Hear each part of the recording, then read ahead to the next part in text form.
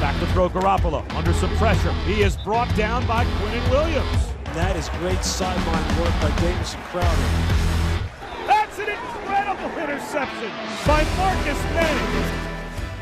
After a heartbreaking defeat, the Jets trying to regroup as they head out west to take on old friend Jamal Adams and the Seattle Seahawks. What's going on, everybody? This is the Numbers Game. Dan Graca, pleased to be joined, as always, by my partner in crime from the NFL Network, Cynthia Frelund. Cynthia, how we doing? Pretty good. I mean, I'm not as festive as you are, but, you know, I'm still doing pretty well. Tis the season. Tis the season. Got to get in the spirit. You know, it's only one time a year. So, hey, figures we make it work. Milk it as much as possible here. As far as the football team is concerned, though, clearly still reeling after a very, very difficult, as tough a loss as you're ever going to experience, 31-28 on Sunday against the Las Vegas Raiders. Derek Carr to Henry Ruggs, 46-yard touchdown strike with just 5 seconds left, dropping the green and white to 0-12. Doesn't get much tougher than that, Cynthia. No, it certainly doesn't, and especially when it nets out and some changes in the coaching staff and a lot of changes kind of overall, but not a good afternoon if you're a Jets fan.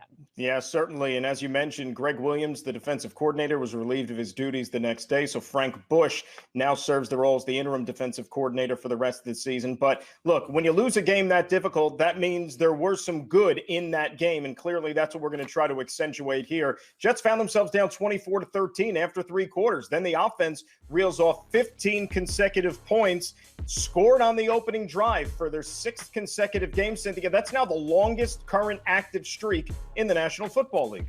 Yeah, no, that means they're planning ahead of time. The coaching staff is able to create the right opportunities, the right sort of situations for the team to excel, and they're paying off. So that's a great streak.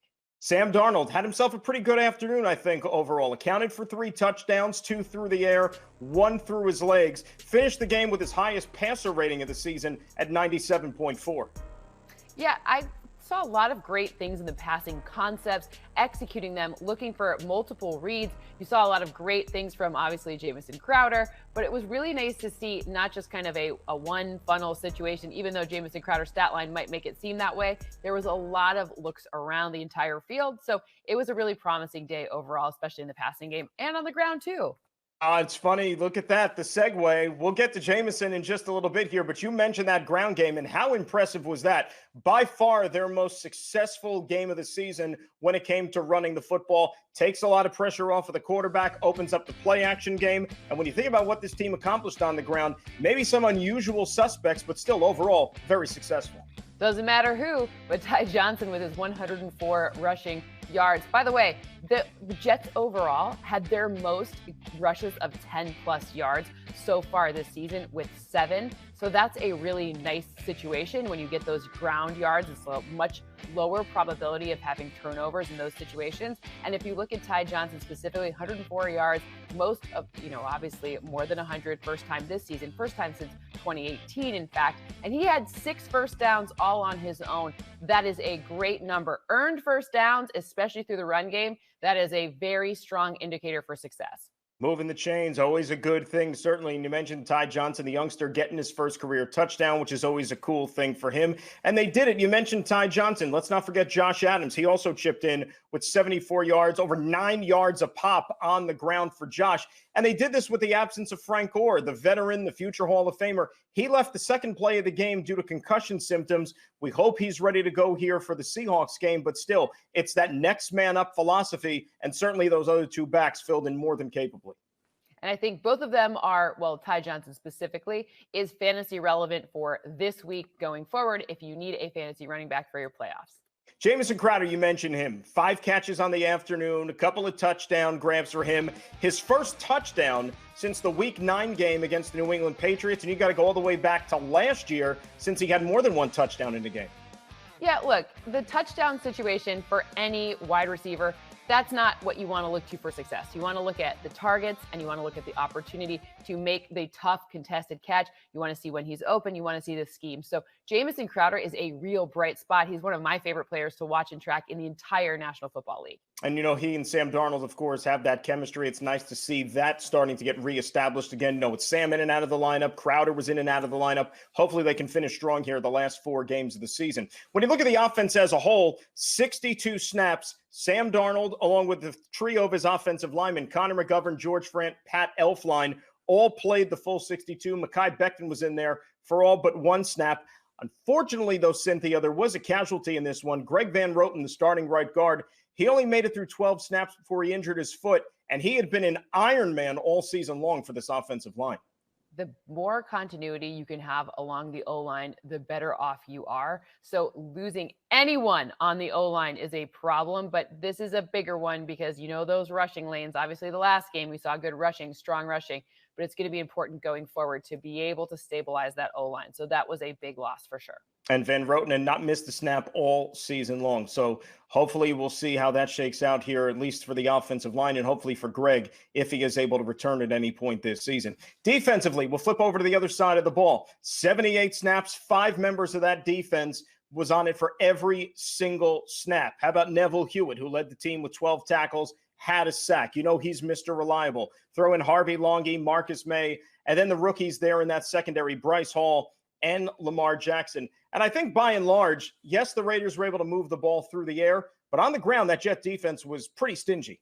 It was. And don't look at that last play and judge any of it. That was an interesting situation, not to be repeated. I think Lamar Jackson has a bright future. He looks great, and Bryce Hall as well. So despite kind of the results of the game, really factor in the entirety of the game, and they both played really well. We know the future and the present is extremely bright for one Quinnen Williams, who, we're like a broken record on this show each and every week, talking about his exploits on the field and what he does. He led the defensive line with 64 snaps on Sunday, but picked up his 3rd sack in as many games. He's now got 6 on the season. Not only the personal best for him, but he's tops on the team.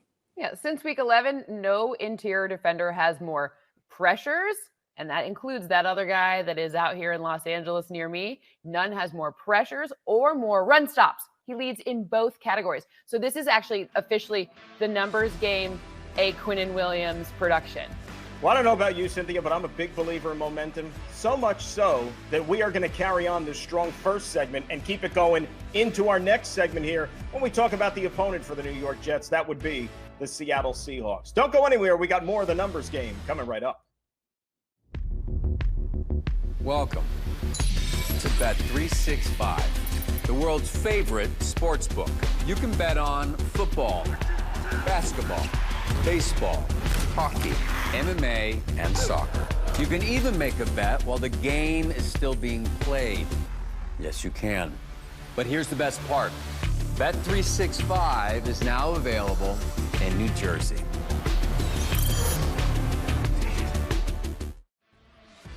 Bet365, the world's favorite sports book, now in New Jersey. And welcome back into the numbers game. Dan Graca sitting alongside my co-host Cynthia Frelund of the NFL Network. And Cynthia, right back at it for the New York Jets. They head out to Seattle to take on the 8-4 Seahawks, who are trying to bounce back in their own right. They suffered their first defeat at home last week to the New York Giants in kind of unconventional fashion, but this is a team tied for first place in the NFC West, so you know that they're trying to get back in the win column here. Well, I mean, it's obviously the leader of the NFC East, too, so this is a huge matchup last week. But when you look to see what Seattle does in their 4 losses that's different from the 8 wins, it's really about pressuring Russell Wilson. In their 4 losses, they average allowing 4.5 sacks per game. Wilson's under constant duress. This leads to turnovers. They average 3 per game in losses, giveaways. That's a huge difference maker when you look to see what happens in wins, where they're only allowing Russell Wilson to get sacked 2.75 times per game, which sounds like a lot still, but it's far less than the other ways, almost like half as much as often. And those lead to only 0.5 giveaways per game. So it's really Seattle's offense ability to hold on to the ball because we already know their defense is super vulnerable. mentioned the sack numbers too, right? And anytime you talk about sacks, an offensive lineman, for example, never wants to see that because they always think that it's on them. But if you dive a little bit deeper and if you watch the Seattle team play, yeah, Russell Wilson has been sacked 40 times, which is the second most in the National Football League. But a lot of that is his own doing because he's so athletic. He tries to keep plays alive. He's always scrambling around. So it's not just he's dropping back 3-4 steps and boom, he's getting put down. It's him trying to extend plays, which also contribute to those sacks. Sure. And also when Chris Carson's not playing, there's a big difference in the ability to pick up the blitz. So when Chris Carson's playing, a kind of unsung thing about him is he's really good at identifying and picking up the blitz. That helps Russell Wilson tremendously. Without Chris Carson, that blitz becomes a lot more difficult for Russell Wilson and his athleticism to handle. And we'll talk about it a little bit later on here, but the Jets, we mentioned, very successful last week running the football. Seattle gave up 190 yards rushing in that loss to the New York Giants. But got to center on Russell Wilson here, right? He is the engine that makes that car go, of course, for the Seattle Seahawks. You think about what he's been able to do. Yes, he's a Super Bowl champion here, but not maybe the supporting cast that we're used to seeing with Russell. He's still going out there and being productive. Third in the NFL in passing yardage, second in touchdowns with 32. As you said, yes, the sack numbers are piling up, but number 3 is the guy that you're going to keep an eye on, of course, anytime you're playing that Seattle team. Yeah, I mean, he's got 2 great receivers, but the run game has been inconsistent. Like I said, Chris Carson's very good, but he's been often injured. So you're right. The supporting cast isn't quite what we're used to necessarily with, when you think about Russell Wilson and how he's had to navigate in the past. But part of the reason why those numbers are so high is because their defense is giving up all of the touchdowns, all of the passing yards, 309.8 per game. That's the most in the NFL by like 20 yards per game. And they just give up touchdowns like left and right. So that's why Russell Wilson has had to do so much.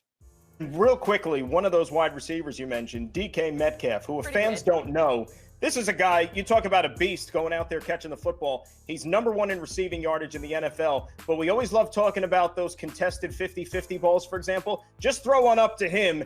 More often than not, he's going to find a way to come down with it. The guy is jacked. He's built like a house, and the Seahawks are reaping the rewards. I hear he's on your same training regimen. Well, I don't like to brag about those things, but yeah, it happens. Anyway, you look at Seattle, you mentioned the defense, right? And usually for the last decade, that has been their MO. That's what they won their Super Bowl with the Legion of Boom and, that strong defense. Pete Carroll, that's his side of the football. That's his expertise. But philosophically, things have changed. It's now become an offensive-centric team. Russell Wilson, of course, leading the charge.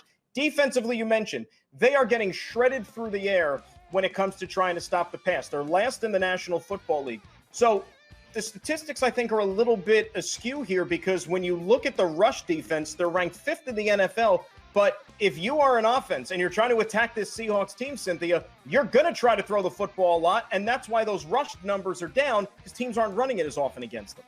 Totally. The numbers are really skewed, not because Seattle's really good at stopping the run, but because people are throwing so often that the numbers and the averages get artificially lowered. I will say they did acquire Carlos Dunlap before the trade deadline, and he has made somewhat of an impact. And of course, they took that other guy that maybe Jets fans are pretty familiar with too, who's pretty good at generating pressure. But that's not the same type of pressure schematically as other teams when you see pressures. So it's not the Legion of Boom you're thinking where you're just going to get like crushed on every single passing down. This is an opportunity where you can target their corners, you can target all of their defensive backs, and they've been super generous. I think in fantasy, they've given up, the most fantasy points per game to wide receivers like by a historical margin.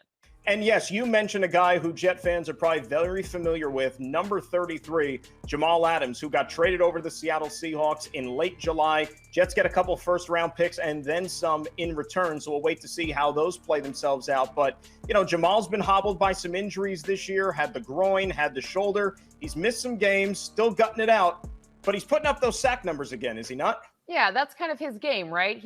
If you want to make the analogy to the Legion of Boom, he's like the modern Cam Chancellor, right? So he's going to go up there and pound you in the mouth, and he's going to come off really quickly with the blitz. So 7.5 sacks. Yes, they are the most since, a team has traded like since 1982. That's a crazy stat.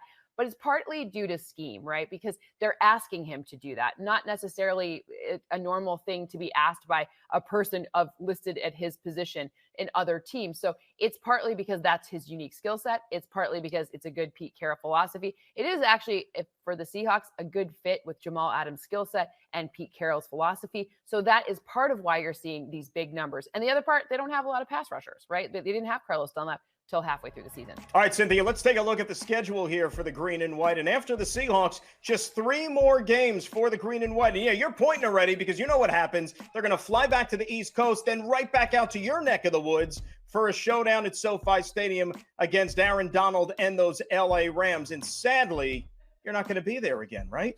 No, I'm going to be sitting at home, watching through the TV, like, I'm so close.